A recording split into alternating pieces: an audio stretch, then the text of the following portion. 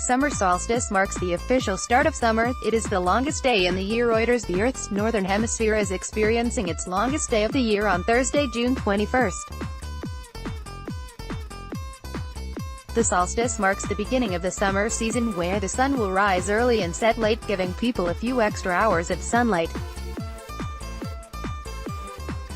While most people know what it is and have heard of it, not many seem to understand exactly how it works. Why does the day get a little longer, year after year around June 20 to 22? It all boils down to axial tilt, explains the National Geographic. The planet is tilted on its north pole to south pole axis by about 23.5 degrees, which means different parts of the Earth receive different levels of sunshine.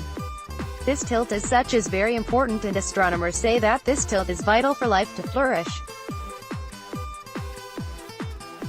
In fact, even planets that are inside the Goldilocks zone of stars might get too cold if their axial tilt is off.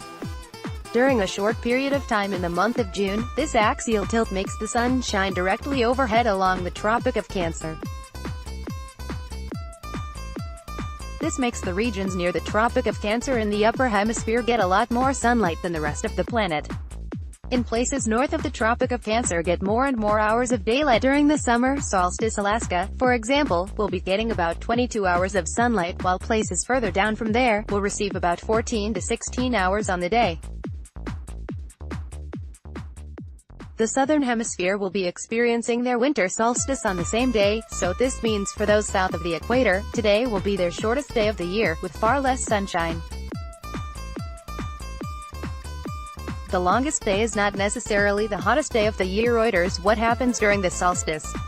Apart from the long daytime, those in the northern hemisphere will see the shortest possible shadow today at high noon, because the high arc of the sun will be visible during the solstice, where it will be at its highest possible point above the horizon.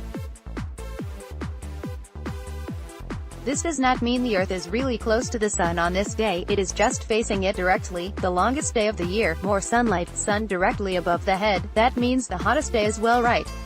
Not really, say experts. The length of days keeps on decreasing as the days go by, as the northern hemisphere tilts away from the sun. The heat is simply trapped by the atmosphere and oceans, which act like heat sinks and then later give it out during the June to August period.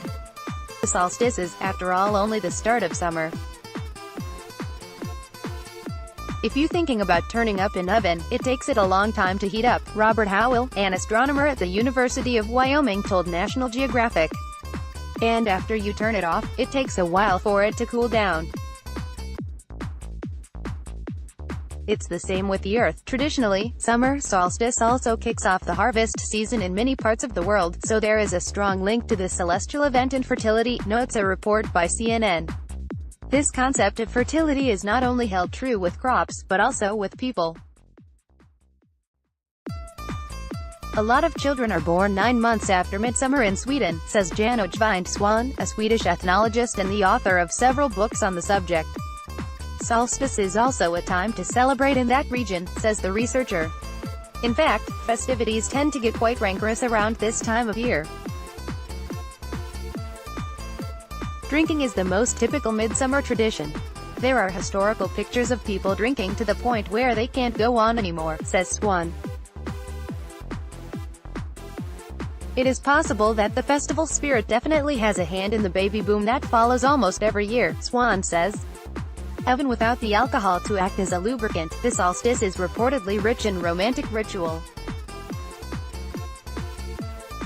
So in conclusion, the Earth is tilted, summer is here, the day is long and bright, a lot of wild festivities take place, and it is followed by a lot of sex.